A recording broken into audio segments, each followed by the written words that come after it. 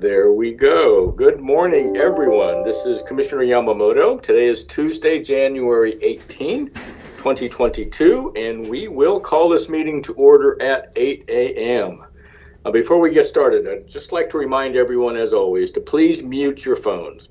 You can do this by pressing *6. Please unmute yourself when called to speak.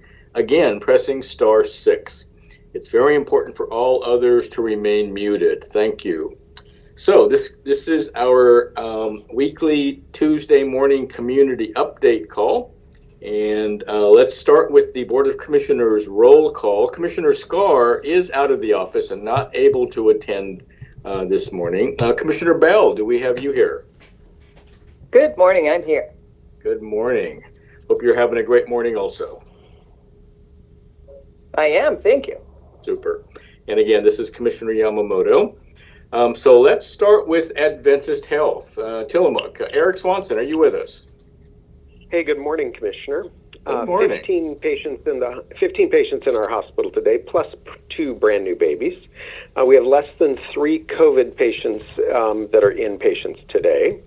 We're boarding 2 patients in the emergency department waiting for bed assignment.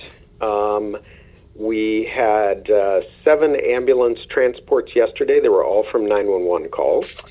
As we look across Oregon, the number of hospitalized patients with COVID-19 is 811, 34 more than yesterday. There are 153 COVID-19 patients in intensive care unit beds, which is 9 more than yesterday. 73 of those patients are on ventilators, and there's 858 ventilators available across Oregon. There are 42 available adult ICU beds out of 666 total for the state. That's 6% availability for the state. In Region 1, we have 17 ICU beds available, which is 5% availability, and 222 available adult non-ICU beds out of 4,122. That's 5% availability.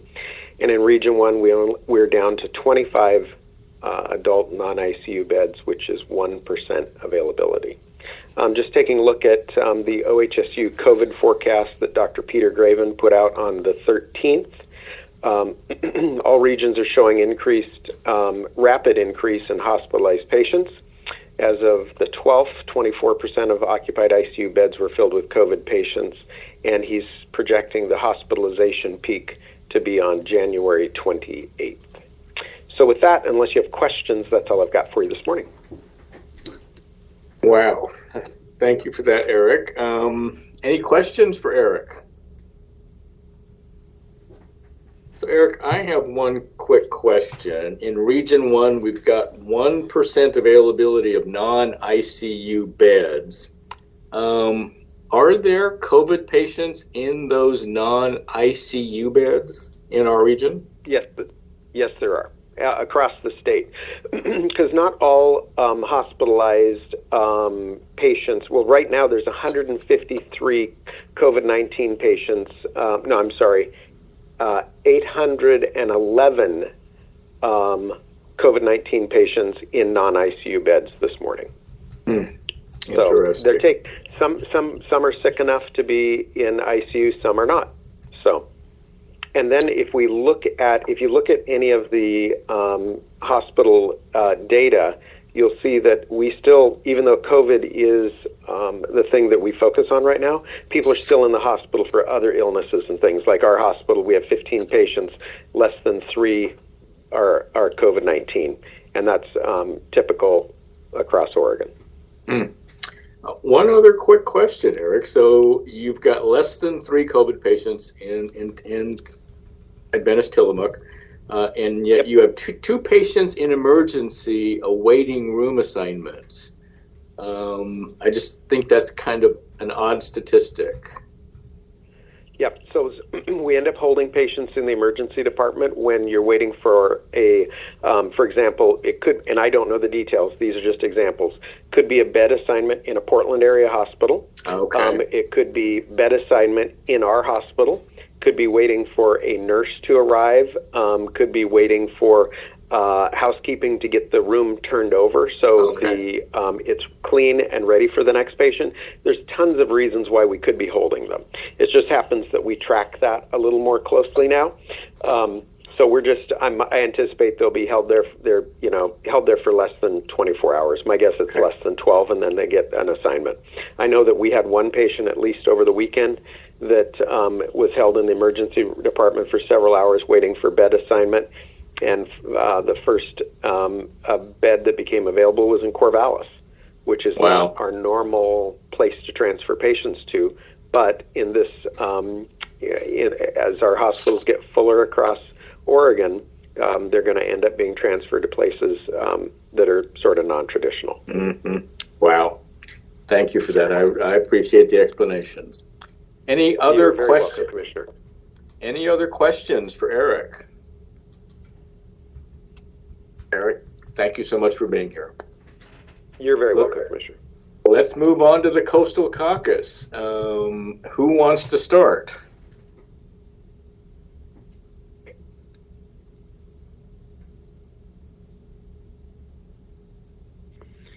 Boy, I always hate it when you ask that question and get dead silent. Well, I know. Representative Weber is online. I'm not sure about Senator Anderson.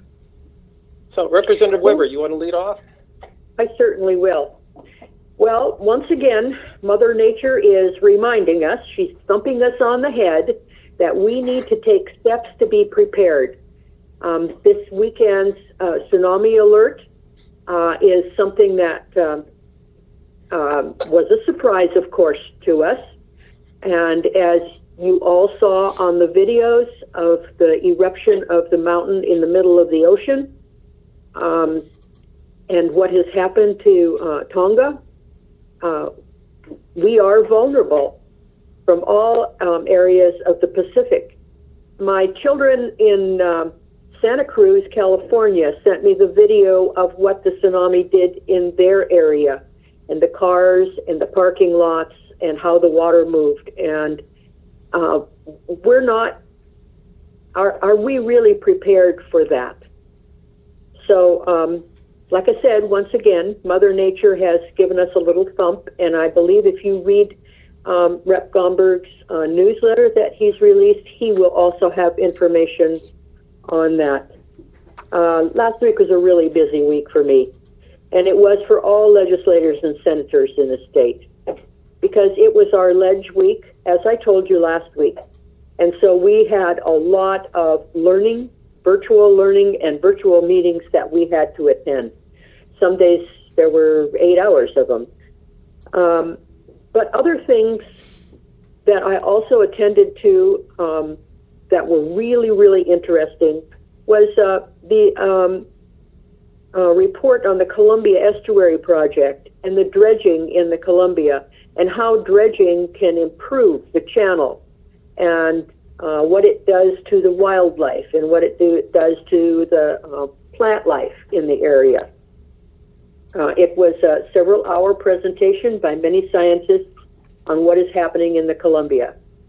And then I also went to the Northwest Act, which I have told you before is the transportation arm of our district and our region. And the plans and presentations were made for the projects on the Oregon coast to warrant funding. And they went all the way from the Oregon Coast Railroad and the bridge that they need to have replaced for safety in the north end of the county, all the way to Port Westward, and what they have plans for that area on the Columbia. The meetings I attended were very informational: housing, education, attracting teachers to the profession, retaining teachers, substitute teachers, Teacher Standards and Practices Commission. They all had updates, and I'll be letting you know sooner, or what kind of bills have been proposed in all of those areas. And we spent a lot of time also on another important issue, and that is our early childhood education and our child care, and what's coming for that, and what we can expect with that. And I also was a part of the Columbia County economic development meeting. And it's interesting to see the challenges that we have here with economic development and how that goes up the coast and up to Columbia, so that, we have so many things in common. We really need to be working together on all of these issues. So that concludes my report at this time. I want to thank you for the invitation to be able to speak. Thank you, Representative Weber. Well, good morning, Commissioners. Good morning, Tillamook County. David Gomberg here, and I thank Representative Weber for leading off with, I think, the biggest local news, which was that early Saturday morning, we got both a literal and a figurative wake-up call with the news that there was a warning issued for a tsunami along the Oregon coast, along the entire Pacific Rim. And the good news is that this was a relatively minor event, that it was a distant tsunami. We had plenty of warning, and the worst case scenario was that we were looking at anywhere between a 1 and a 3 foot swell. I found it very interesting, Commissioners, to see the different ways that different coastal counties in Oregon responded to this. And I think that there's an opportunity here for us to kind of compare notes and to learn from each other and to improve our collective response to these kinds of events. I hope that listeners don't grow complacent when they know that this was a relatively minor thing and amounted to little more than a small wave coming ashore and upstream. We can't afford to be complacent. We need to treat this as kind of a warm-up, kind of a drill, just a reminder that larger things are out there and someday they're going to arrive here, and that we need to be prepared with a plan to evacuate and with personal kits to keep ourselves and our families 2 weeks ready in the face of potential natural disasters. I really want to give a shout out to the first responders that made a concerted effort to let people know what was going on, but not unnecessarily alarm them, and to keep people safe and out of our marinas and off the beach. If there was a downside to all of this, it was my disappointment to see what appeared to be a number of tourists coming out to watch the wave. They got 2 hours notice that this thing was coming, and a bunch of them wanted to come and take a look at it. That just makes the situation more complicated, more difficult for our first responders and for the folks that live here. Gosh, you don't run toward a fire, you don't run toward a flood. I don't know why people run toward the beach to see a tsunami, but in any event, a good reminder that these things are out there. We need to be prepared. We need an evacuation plan. We need to be 2 weeks ready. A lot of news on the political front, Commissioners, and certainly first and foremost for us here on this call is that we have approved a new senator for Senate District 16, filling the rather large shoes that Betsy Johnson has vacated. And the commissions, the different counties involved there have made their selection. Rachel Armitage has been identified as the next senator from Senate District 16. I am not certain when she's going to be sworn in, whether they're going to do a quick and small ceremony immediately or whether they're going to wait till the beginning of the short session and swear her in while everybody is there. But I'm certainly looking forward to having her on these calls with us. I think a salient detail is, if I'm not mistaken, she indicated during her interviews that she was not planning to seek election for this position, but was planning to do her very best to hold it for the next year. And I might also mention that she has worked in the Capitol in a staff position, and so knows the process, knows the people, and I think will be able to do a good job for us in the months that are coming. But that's not the only news coming out of the Capitol. The Speaker of the House has tendered her resignation to pursue other interests, and we have nominated a new Speaker who would be confirmed when we gather in February, and that individual, the nominee, is Dan Rayfield, a representative from the Corvallis area. So interesting to have somebody coming to us from downstate. in a leadership position. Of course, Peter Courtney, the longtime president of the Senate, has announced he's not running for re-election. So there will be a new Senate president when we convene next January. And of course, we'll also have a new governor. For the first time in more than 20 years, we don't have an incumbent on the ballot. So we will have somebody brand new in each of those three key leadership positions. That's about the only thing that I can say with great confidence this morning, is that there's going to be a great deal of change. So that's going on. And again, I want to welcome Senator Armitage and look forward to having her on these calls with us. One other thing I'll share with you, commissioners, and it's an item that is of me, and I hope it will be of interest to you. You know, it's no secret to any of us that the last couple of years have been difficult, and in particular for a lot of people that lost their jobs, and that the Employment Division was challenged in getting checks out to all of those people on a timely basis. One aspect of all of this is, and I'll describe it this way, we had a record number of claims, a record number of new employees, and a record number of new rules, which I feel is just a recipe for a record number of mistakes. And across the country, we saw people taking advantage of these circumstances to fraudulently claim benefits they were not entitled to. The federal government estimates that there are $50 billion in fraudulent claims across the country. And that was adding up to billions of dollars in false claims in Washington and in California. Interestingly, here in Oregon, the Employment Division declined to release any information about fraud. They took the position that the more they made public about what was going on, the easier they would make it for bad people to take advantage of the system. So they were not going to make any public statements about this. Now, you all know that I co-chair the committee that oversees their budget, and I called the director in and I said, I want to know what's going on. His response is, I will tell you, but you can't tell anybody else.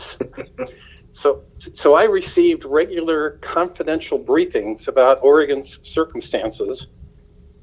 And this week they have released a report now publicly indicating what was going on here. And the news is pretty good, that while California and Washington suffered billions of dollars in losses, the amount here in Oregon was about 24 million. Now that's nothing to scoff at, but it's a small fraction of what we're seeing in other states, particularly in neighboring states. And the Employment Division also indicated now that they are proceeding with prosecuting people that they're catching making these fraudulent claims. That they've already prosecuted one. They've got cases pending against 3 others. They've got 19 investigations underway, and that the fraud is being pursued and addressed, but is much less than we are seeing in other places.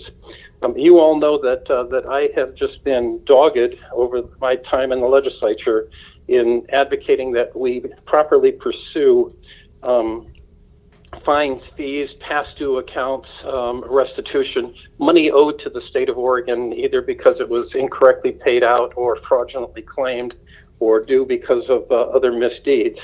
And I'm glad to see the Employment Division taking this one on straightforward. So I'll pause at this point, having talked to you about natural events, political events, and administrative events, and see if you have any questions for me. Thank you, Representative Gomber. Do we have any questions for Representative Gomber this morning?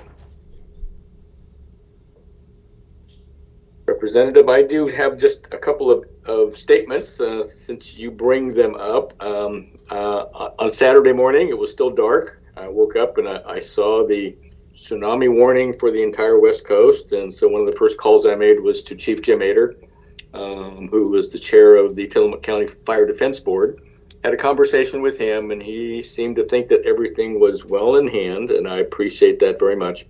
We've got 2 great organizations here in Tillamook County, the Emergency Volunteer Corps of Nehalem Bay, as well as the South Tillamook County Emergency Volunteer Corps. I know they were ready for anything should it happen. Fortunately, it was pretty minor here in Oregon, although I did see a video out of Nescoen that occurred over on Saturday morning, and there were a couple of people that were kind of running off of the beach in order not to get their feet wet. But I appreciate you bringing that up. That's something that, especially on the Oregon coast, something we have to be ever vigilant about, because it will happen eventually. It will. On the political front, I do agree with you. Oregon is going to be forever changed with all the retirements and new people coming in, and that's starting right now in 2022, but it's going to be especially evident, I believe, in 2023. So it's going to be a very interesting time for all of us. It will be. And one other thing, Representative Gomberg, I appreciate very much you keeping an eye on things in Salem, fraudulent claims and things of that nature. I'm glad to know that things in Oregon are not nearly as bad as our neighbors to the south and neighbors to the north. And I'm glad to hear that the state is looking to recover in any fraudulent claims that were made. So again, I appreciate everything you do there. I really do. Well, thank you, Commissioner. As you know, it's a collective effort, and the Coastal Caucus is ever vigilant and standing up for the people that live up and down the coast. Perfect. Thank you. Any other questions for Representative Gomberg? Thank you, Representative Weber and Representative Gomberg, for being with us this morning. Let's move on to the Tillamook County Community Health Center. Do we have Marlene Putman and or Ed Colson? Yes, good morning, Commissioner. This is Ed Colson here with the Tillamook County Community Update for COVID-19. Good morning. Over the weekend, good morning. Over the weekend from the 14th through the 16th, we had 64 cases. Our 7-day case count from January 9th through the 15th was 189. Our 14-day case count was 316. That's from the from the January 2nd through January 15th. And in total, from the 1st through the 16th, we've had 347 cases so far in the month of January. We've had, 6 COVID-19 related deaths since the first 2 weeks of January, bringing our total of COVID-19 deaths to 55.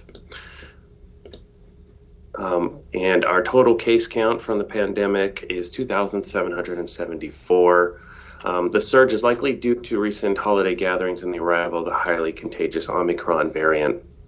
So in preparation, as we enter this anticipated Omicron surge, our local public health staff will only be able to contact a limited number of positive COVID-19 cases to perform case investigation, and public health test capacity will likely be reached.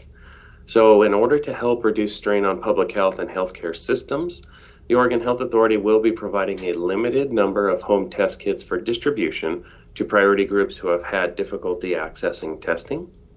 Home test kits are expected to arrive in the next 1 to 2 weeks. OHA will also be changing to an opt-in model for investigating COVID-19 cases by launching a new website and a hotline as a way for people who test positive for the virus to report results from an at-home test kit or testing provider rather than initiating contact for all positive cases.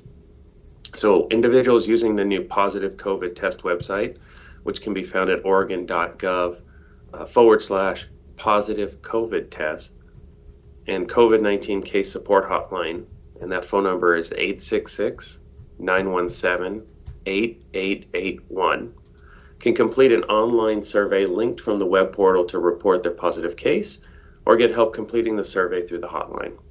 So additional resources for isolation support are available on the website as well. If you do have a positive COVID-19 test result and you have mild to moderate symptoms such as a fever, shortness of breath, or cough, please contact your healthcare provider right away, and especially if you have chronic medical conditions that may place you at a higher risk of severe disease response. There are safe and early treatment options available for COVID-19, including antiviral oral medication. Now, some of that treatment options do need to be started as early as 5 days from the date of a positive test. If you don't have a healthcare provider, call Adventist Pharmacy and consider establishing care with a healthcare provider as soon as you can. To learn more about your treatment options, you can visit our COVID-19 testing and care page at tillamookchc.org.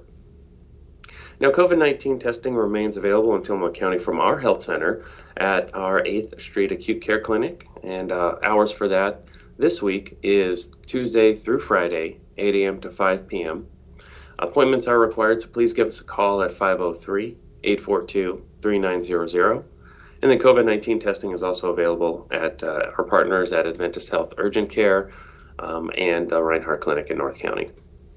Now, isolation guidance for those who test positive and quarantine guidance for those who are exposed to someone who has COVID-19 have been updated by the CDC and OHA. Now, these updates, along with downloadable resources for individuals, employers, and workplaces, are available on our website, tillamookchc.org, under the COVID-19 testing information page, along with information on self and home tests for COVID-19. Now, our vaccine update. COVID-19 vaccines remain the best tool to reduce the spread and protect you from severe disease from COVID-19, including hospitalizations and death. If you are not yet vaccinated, please choose to make a plan for everyone 5 years old and older in your household to be vaccinated as soon as possible. If you are fully vaccinated, please choose to receive a booster as soon as you are able to. So people who are eligible for a booster dose include those 18 and older who are 5 months out from the completion of their Moderna series, those 12 years old and older who are 5 months from the completion of the Pfizer series, those 18 and older 2 months out from their single Johnson & Johnson vaccine, and those who have moderately to severely compromised immune systems who have received the third dose of Moderna and Pfizer at least 6 months ago. Now, in addition, those aged 5 to 11 years old who have moderately to severely compromised immune systems are now eligible for a third dose of Pfizer, 28 days following your second Pfizer dose.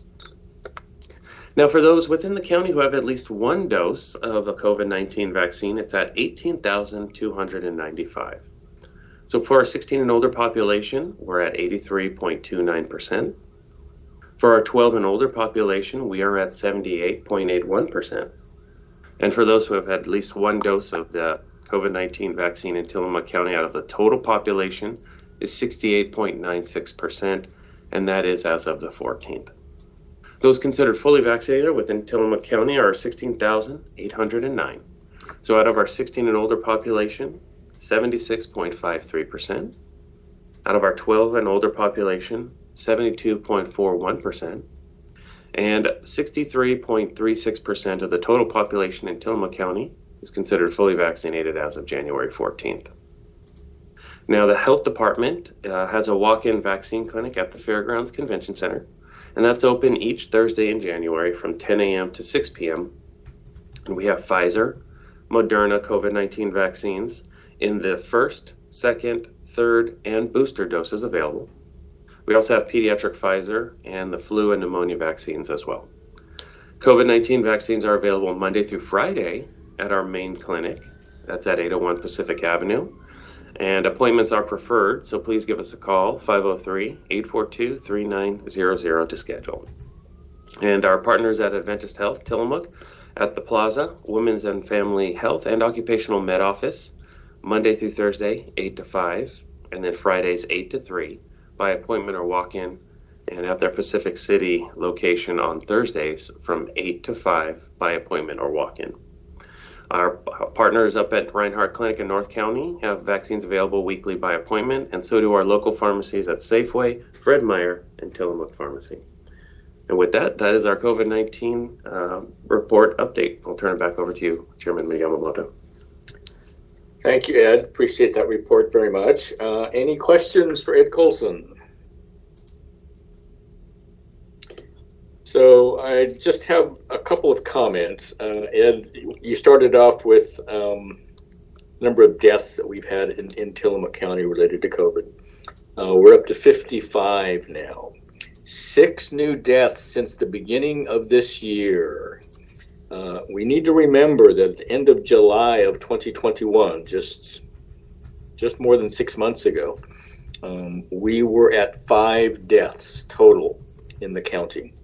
And today we're at 55, something that we need to be concerned about. Also, I would like to have a quick conversation with all county employees. This new Omicron variant is highly transmissible.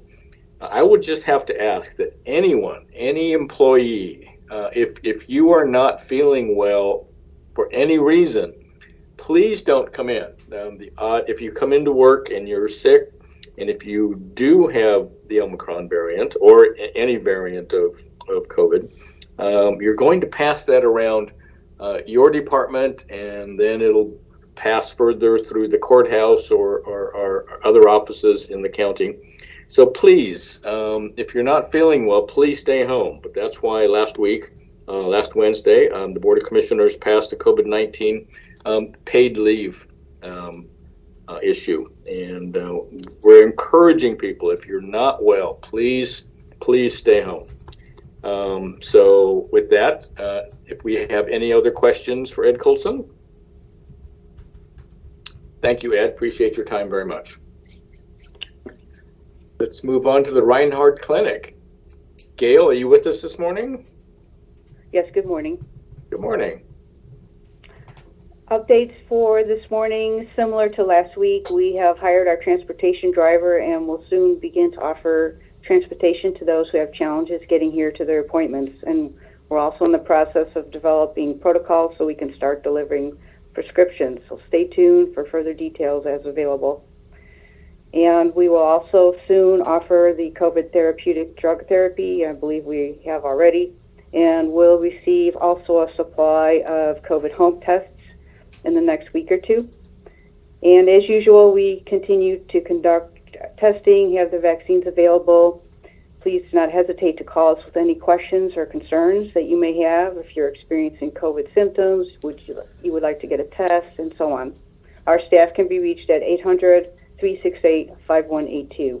And thank you. If there are any questions, I'd be happy to answer. Thank you, Gail. Appreciate that report. Any questions for Gail Nelson?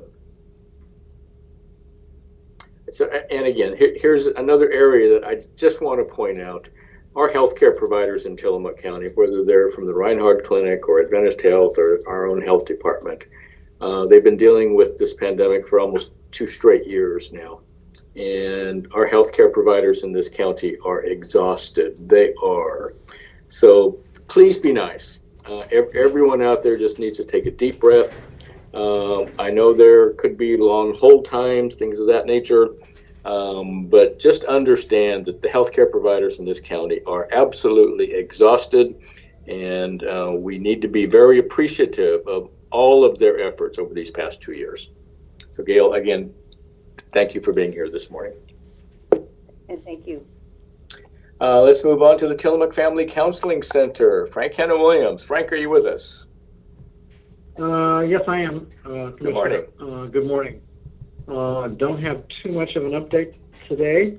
Tillamook Family Counseling Center, behavioral health services for Tillamook County residents. I do want to continue to make note of the fact that we are beginning our active parenting series for parents and caregivers of children who are ages 5 to 12. That series will begin on February 3rd and will be 4:30 to 6 p.m. Between February 3rd and March 17th. The series is of no cost to Tillamook County residents, and participants who attend the training will receive the parenting workbook and guide. That you can find out more about that series by calling us at 503-842-8201 and asking about the parenting series. The person will be able to assist you in getting connected and finding out more about that. Other than that, I don't have any updates for today, but we'll take questions. Thank you, Frank, for being here. Any questions for Frank? Frank, as always, we appreciate your time this morning. We do. So let's move on to the Sheriff's Office. Do we have Sheriff Brown or Under Sheriff Kelly with us? Good morning. This is Sheriff Brown. Hey, good morning. How are you? I am good. Had a nice, long, extended weekend. Kind of got to relax a little bit. From a Sheriff's Office standpoint, I don't have a whole lot to update everybody with. I know last week we talked a bit about the stats beginning this year. So like I said, nothing major as far as Sheriff's Office is concerned. I know that we had the tsunami warning, and I know there was a little bit of a surge in the ocean, but nothing too major, so that is always good, of course. The only thing I have is a little bit more on a personal note. I talked about this on the radio interview with Lisa on KTIL last week, right after the community update. I have decided to stay on the Fair Board for another 3-year term. I believe the commissioners approved it. I listened to some of it. Fingers crossed anyways. As everybody can imagine, playing both roles, both the sheriff as well as a Fair Board member during the fair was very, very daunting. And I really questioned whether or not I'd have the ability to stay on and perform both duties. Being the sheriff has to be my priority because of the situation, but at the same time, being a part of the Fair Board and being a part of the large community event that is the fairgrounds was very, very important to me. So had a lot of conversations. Fair Board, Fair Manager Cami has been extremely supportive. They understand my situation. And with all of that, I will announce that I do get to stay on, or I have chosen to stay on, and will serve on the Fair Board for as much of the next term as I can. That is my plan. So with that, I can take any questions, and that's all I have. Thank you for that, Sheriff. And I do recall vividly, it was last Wednesday when we did approve your reappointment to the Fair Board. And we appreciate that so much. People don't realize that the Fair Board is truly a working Fair Board. They don't just sit and pass resolutions and things of that nature. You guys are out there on a regular basis, just doing some really, really difficult work out on the fairgrounds. And again, I for one appreciate that so much. That's why the Tillamook County Fair is known statewide and in many instances across the nation, recognized as one of the best small fairs in the nation. And it's because of people like you that have really busy jobs in the first place, but volunteer to keep our fairgrounds in tip-top shape. And we do appreciate it so much. We really do. Well, thank you very much for saying that. It is absolutely a working board, and at times it's tough, especially when I have, this new gig that I'm doing. Obviously this has to be a high priority for me, and that's one thing that the Fair Board has been very good and very understanding about. So, it was a difficult decision just because of the workload that being on that Fair Board carries, but the support and positive vibes from everybody has been kind of one reason. So thank you for saying that. Thank you, Sheriff. Any other questions for Sheriff Brown? Let's move on to emergency management. Randy Thorpe. Randy, I know you're with us. You've been our new emergency manager now for 2 weeks. And this is starting off with a bang for you. Every week that you've been here, there have been some big issues going on. So, yeah, that's kind of an understatement. It started off with severe weather, flooding, now tsunami. I really don't know what to expect this weekend, and I hope I'm not the one that brought all this on by moving up here. But I'm hoping that this is going to be a nice, quiet weekend. Just to reiterate what Representative Weber and Gomberg mentioned is that I think this is a great opportunity, again, to reevaluate, look back and see how we proceeded with this and make sure that our communities are safe and they are prepared. A little after action review will occur so we can identify any issues or problems that we need to correct or to update in the system. I know it started off with Gordon sending out through our 911 dispatch to alert the fire chiefs and law enforcement officers to be on the lookout, patrol the beaches, report back if they are seeing any activity going on. We also send out quite a few Nixle updates. Every time we would receive an update, we would send that out through that process. Luckily, like I say, there wasn't a report of any injuries or any damage going on. One thing that I noticed that really helped was that there was 2 coordinating meetings that were put on by the State Office of Emergency Management. There was one at 8 and then one at 1 o'clock.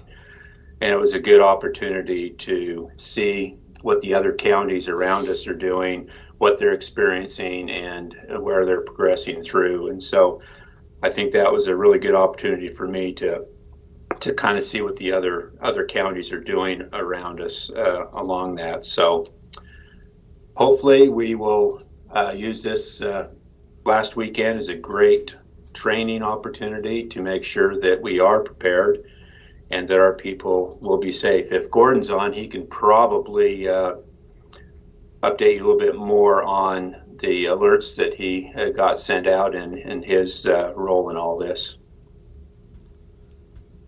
Of course, I'm here. Of course you are, Gordon. I appreciate that, Gordon. I want to introduce you again, Gordon, our very active, continuing to be very active emergency manager, Gordon McCraw. Thank you very much. And yes, so this past week's excitement was the Tonga Island underwater volcano eruption that took place at about 8:26 our time Friday night. That was January 14th. And it generated a tsunami that propagated across the Pacific and affected the West Coast on Saturday morning. Now, the Tsunami Warning Center did push out a tsunami advisory that provided some times for the first wave that would strike areas including Newport, then Seaside. Now, a tsunami advisory is issued when a tsunami is expected to be 1 to 3 feet, and it warns of strong currents and dangerous waves at the beach, in the harbors, and at the marinas. It states, it states that people should stay out of and away from the water and shores. The expected times that day, if you recall, was I believe 8:30 in Newport and at 8:45 in Seaside. And the wave height was forecasted to be between 1 and 2.5 feet. It also warned, which is consistent with previous events, that the first wave is not usually the biggest, or might not be the biggest. Remember, when you drop like a rock in a bucket of water, it causes several ripples, and the tsunami is the same way. You get a series of waves, and sometimes the larger one is not the first one. And that was the same case back in 2011 with the Japanese earthquake also. And just like then, the recent event caused waves with about a 15-minute cycle time. Now for some takeaways from it and the Japan event. First, because of our near-shore topography, the coastline is, our coastline anyway, here in Tillamook County is not tsunami friendly. The Japan quake gave us about a 2-centimeter tsunami, while areas to the south like Newport, Port Orford, and Charleston had waves in 2011 of over 6 feet in some areas. On this event, they experienced waves of just over a foot, while we had under a foot. Part of this difference is because there's a ridge that runs east to west through the Pacific Ocean that points towards their area, and it directs some of the tsunami energy into that area. What it meant to me at the time was that our wave was likely to be on the lower end of that scale, or about a foot. As was mentioned, I was in contact with the Warning Center folks that told me that Hawaii had experienced a wave of about 1 to 2 feet, and Alaska reports I saw were about 1 to 1.5 feet. So all this was consistent with what I was hearing and expecting. The only thing that was concerning, if you want to call it that, was that the event would occur during high tide.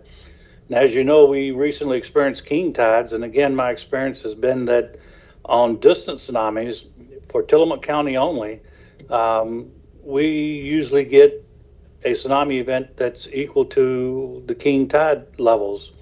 And of course, this one was no different. The beaches had already been seeing wind waves, so the tsunami waves were masked by the wind waves. You didn't see them. The only place you could really see them was in the bays and the ports. So I've been asked a few questions since then about the warnings and notifications. First, again, it wasn't a warning, it was an advisory.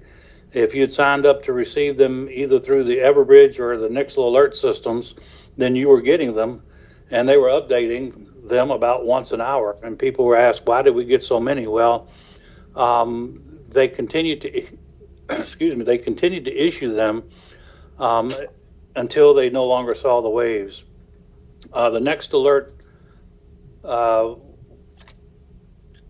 other messages are sent out by phone and email, or I should say the next alert. I did send out a notification within a mile of the beach that explained the advisory and that people needed to stay off the beaches, the bays, and the harbors.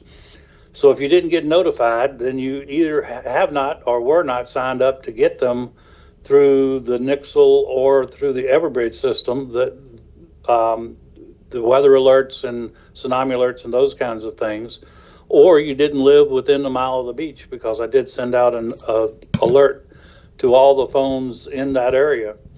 In addition, as has been mentioned, the fire districts and law enforcement personnel were driving up and down the beaches and announcing the hazard to the loudspeaker systems that they have. Some key points here: there was no need to evacuate any residences as they were not in any danger. This was a beach and bay event only. There was no need to alarm folks in the middle of the night, tell them that we're not in any danger. So rest assured that myself, as well as Randy, the new emergency manager, and even the commissioners. Oops, Gordon, are you still there? I'm still here. Did you lose me? Well, it must have been one of those weak areas, but I hear you now. So anyway, rest assured that myself, as well as Randy, the new emergency manager, and even the commissioners and all were monitoring, communicating, and coordinating during this event. Some interesting facts that I learned about this one is Alaska, they had some people that reported a sonic boom from the eruption, and the sonic waves caused pressure differences that were detected beginning around midnight in the tidal gauges. And in fact, the National Weather Service published barometric pressure readings across the United States that showed the pressure wave went across them more than once. In other words, it made more than one revolution across the globe. Obviously, the second and third one were less, and then it was not detectable at all. So my final thoughts on this is just as been said. Were you or are you prepared? If this event or some other larger event had greater hazards, do you and your family have a plan, or and have you tested it? A communications plan that if you or your family member are not at home, you know how to contact one another. Do you have an emergency or a go kit for each member of the house, not just one for everybody?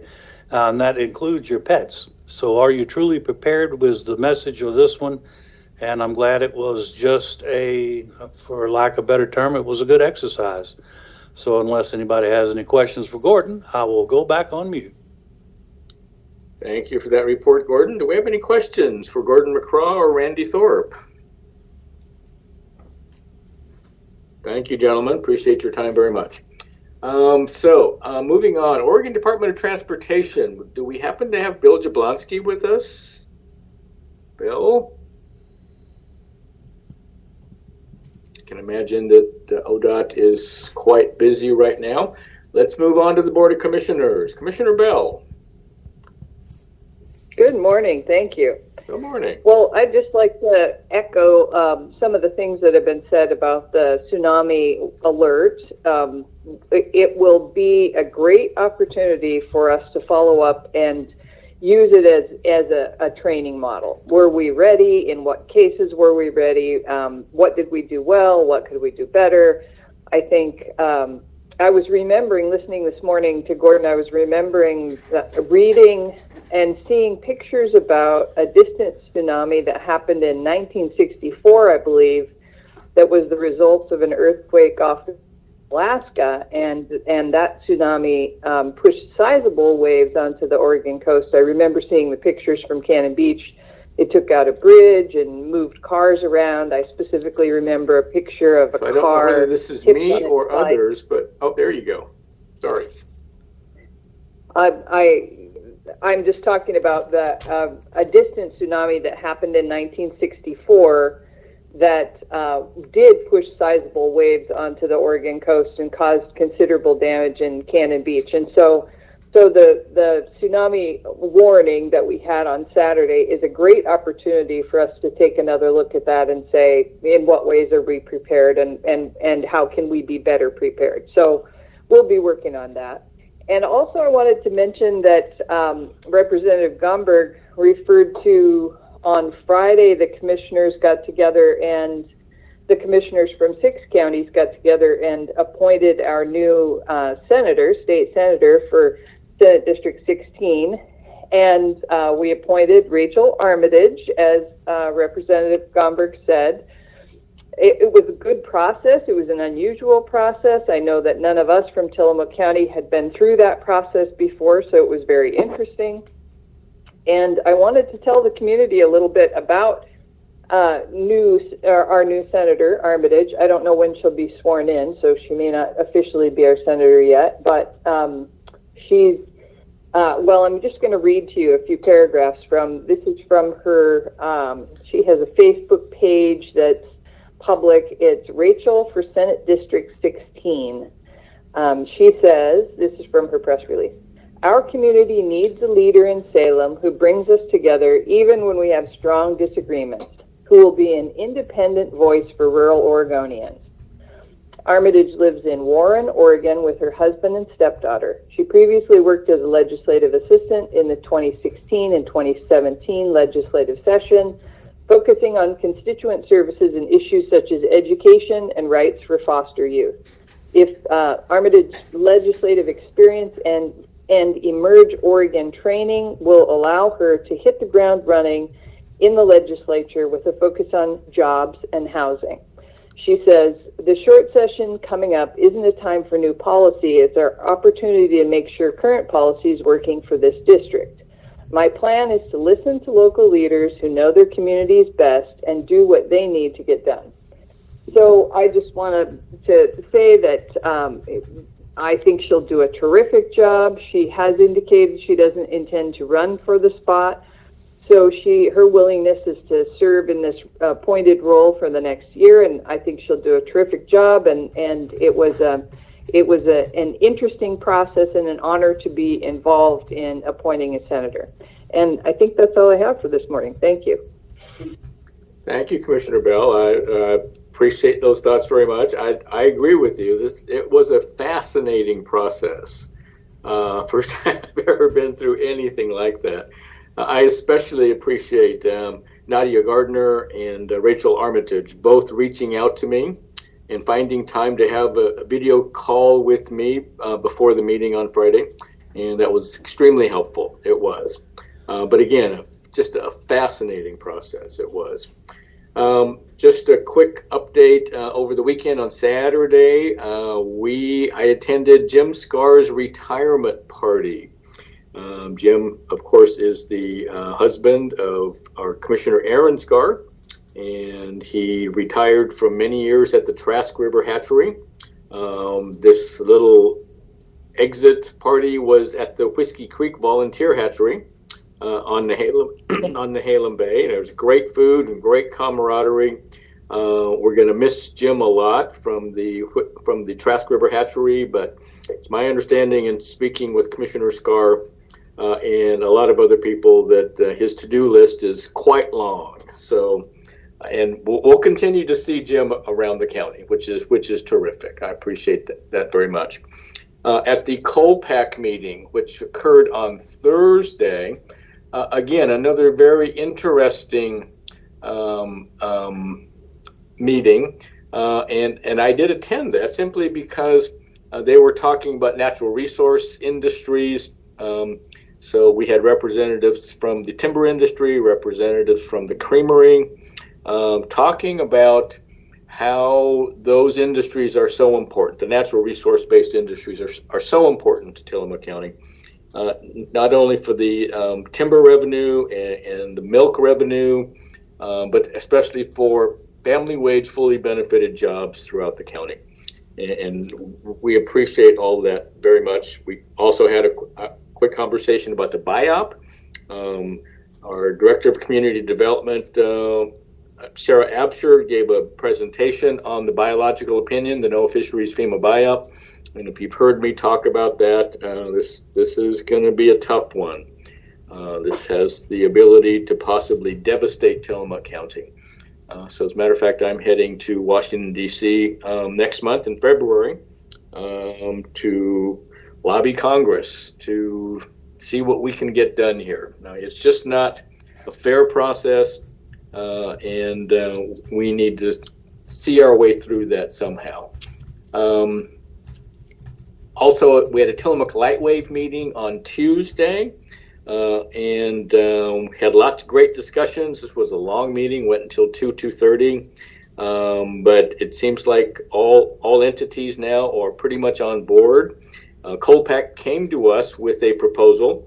They're willing to do all the paperwork for a $25 million grant application to take fiber optic cables up Highway 6.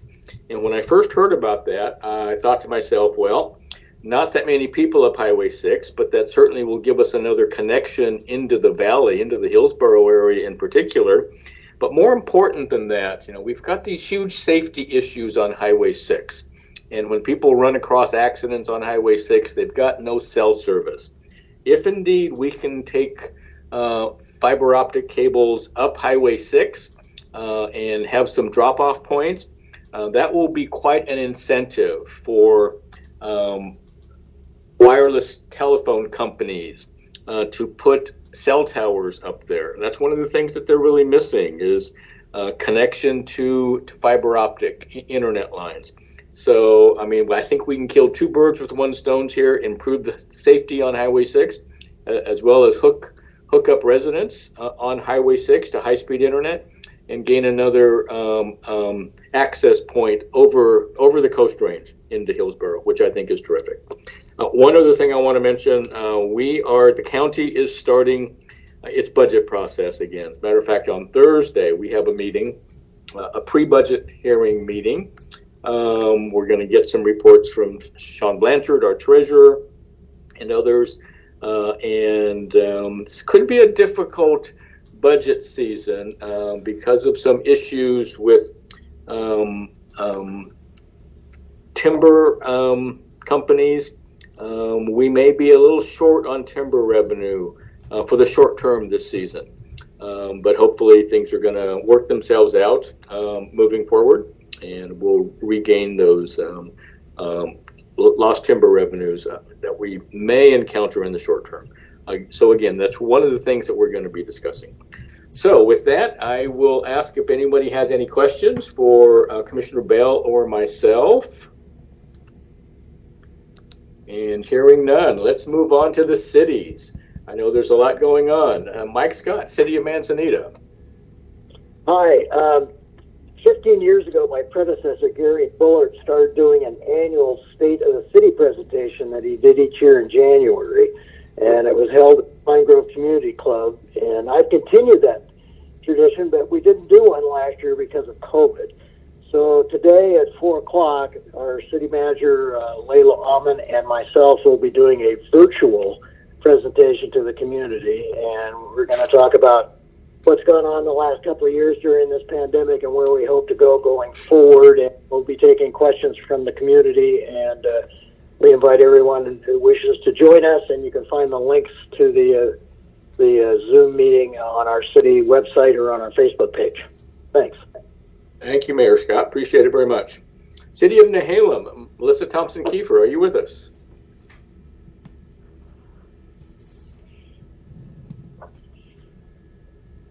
How about the City of Wheeler?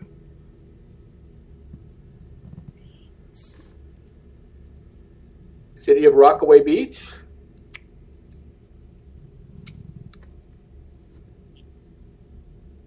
City of Garibaldi? Good morning, Tim Hall here. Good morning, Mayor. Good morning. I'd like to say that the City of Garibaldi City Council will be meeting tonight at 6:30 at City Hall. On our agenda are topics related to the financial action plan that we put in place to address past irregularities.